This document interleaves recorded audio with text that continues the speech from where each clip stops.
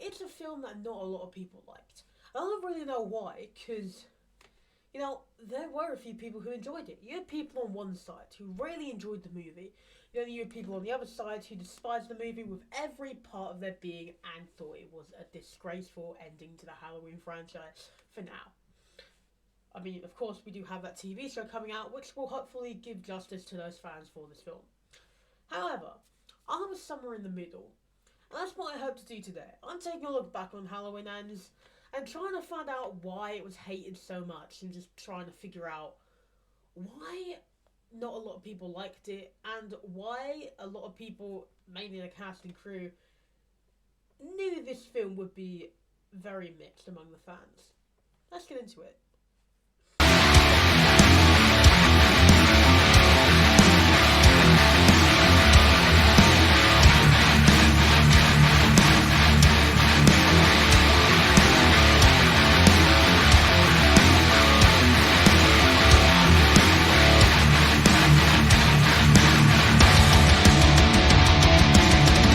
October 2022.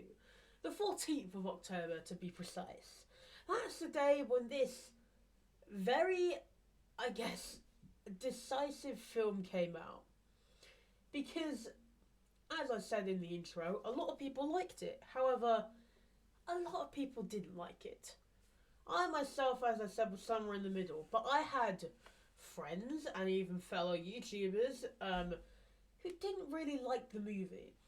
And I always wanted to know why, and, well, as I said, this is what I'm trying to figure out today. For one, the film isn't too long. It's about the same length as the last two, so the length isn't really the issue here, I think. I think that the main issue is Corey.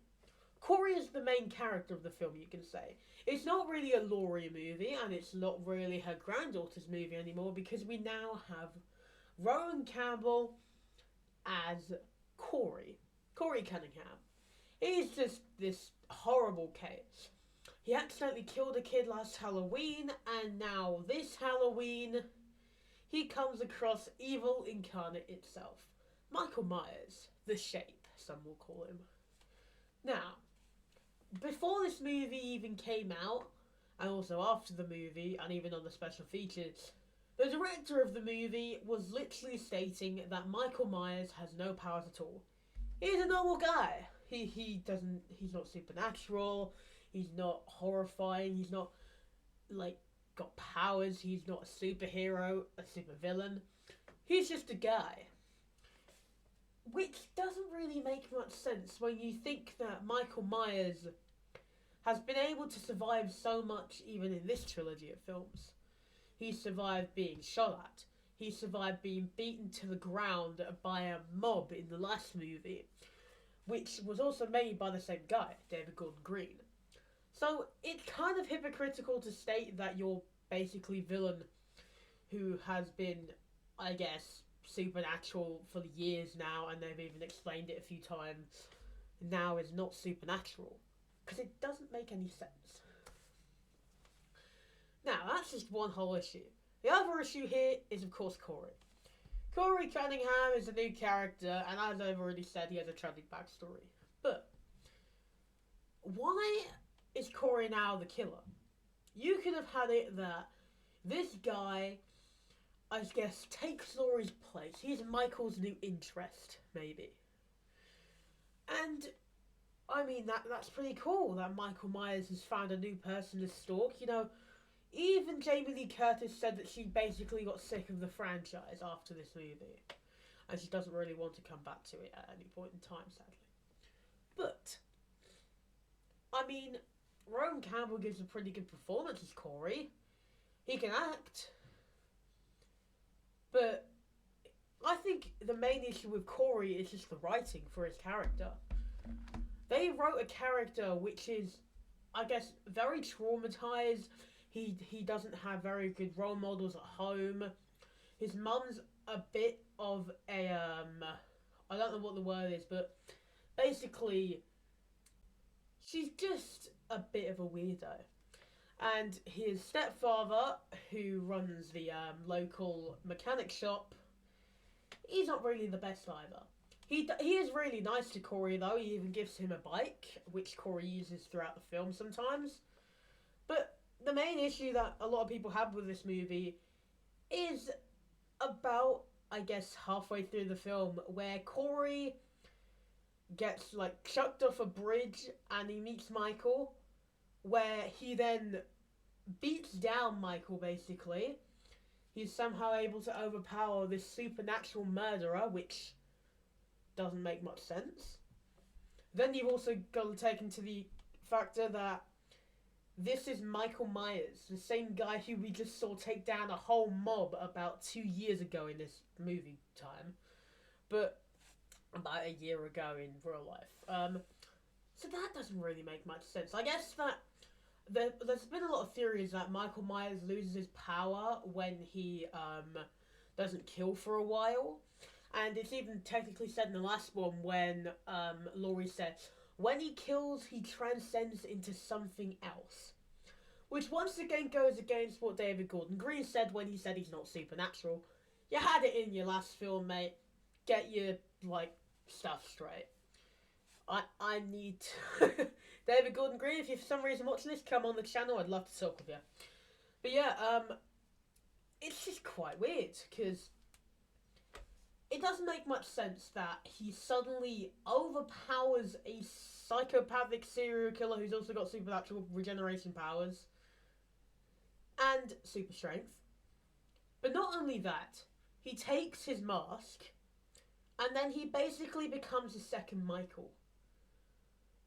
Which definitely angered a few fans because not a lot of people like the fact that Corey Cunningham is now just the serial killer that we've all been loving for the past 40 plus years. You know, everyone loves Corey. You know, the main character, the main killer of the Halloween franchise. Who doesn't love Corey?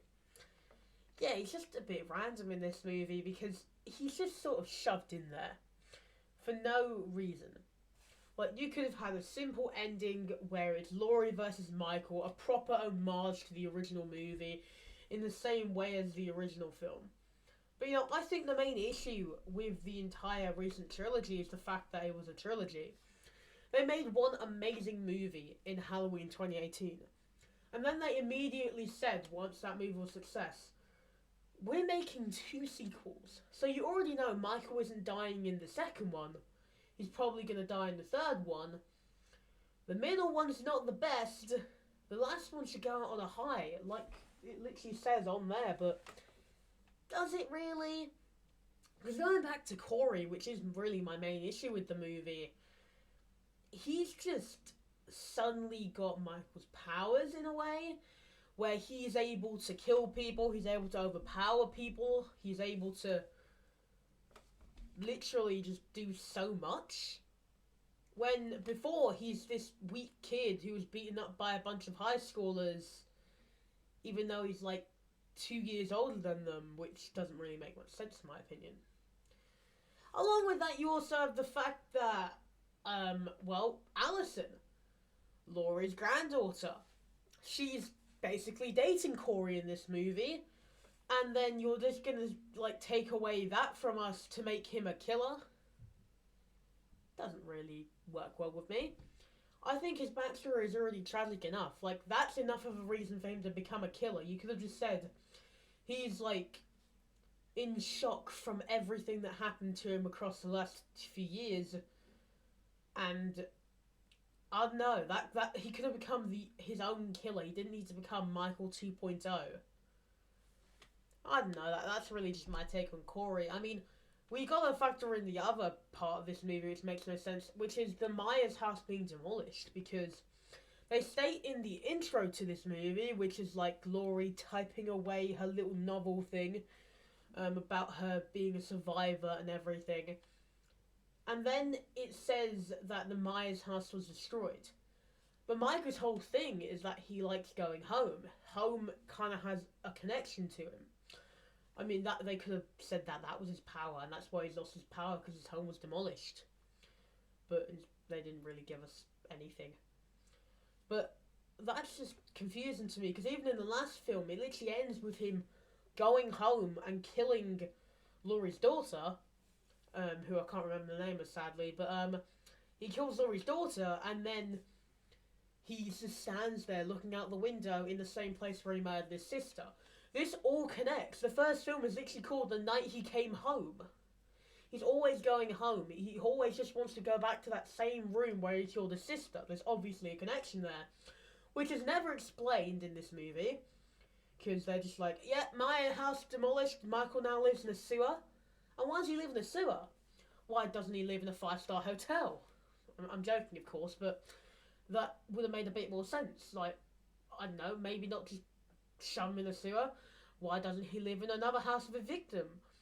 But, you know, there are so many victims that he's killed over the years. Like, I mean, even in the last few movies, he's killed around, like, 60 people. So, why not just have Michael live in one of those houses, which is now abandoned because the owners died and they couldn't sell it because people were murdered there? That makes more sense. But I don't really know. What do you guys think of Halloween Ends? Is it redeemable in any sense, or is it just straight garbage? But, you know, to fully understand this, I've tried to explain it myself once again.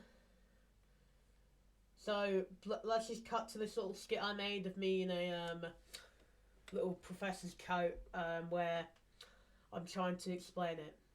Enjoy this. Welcome to the science lab. No, actually, this is just a corner of my room which has a whiteboard. So I have to try to explain why Corey Cunningham is a psychopathic murderer all of a sudden. So it all began with Michael. Now Michael is a murderer, and then Michael's murderer, powers suddenly went into Corey. So, my idea here, I just ignore this bit. I lost my rubber for my whiteboard. So, you see, Michael's powers went into Corey, and the reason is because Michael is controlled by the devil. Ooh. You can explain everything by the devil, just leave it alone. So, see, the devil, or not the devil, the thorn, the thorn, see the thorn is inside of Michael. Then the powers of the thorn went from Michael to Corey, then Corey becomes evil. Enough said.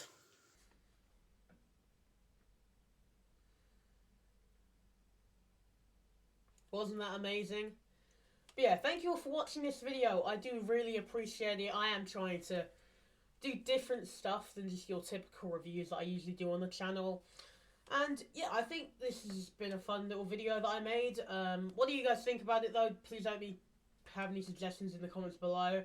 Until next time though, thank you for watching this video. Also, we're in a new set now. This is going to be the set from now on. I've got shelves at last, so I can actually have stuff behind me. Rather than just posters and DVDs on a ledge. But yeah, that's going to be it for this video. As I said, thank you for watching this video. Until next time.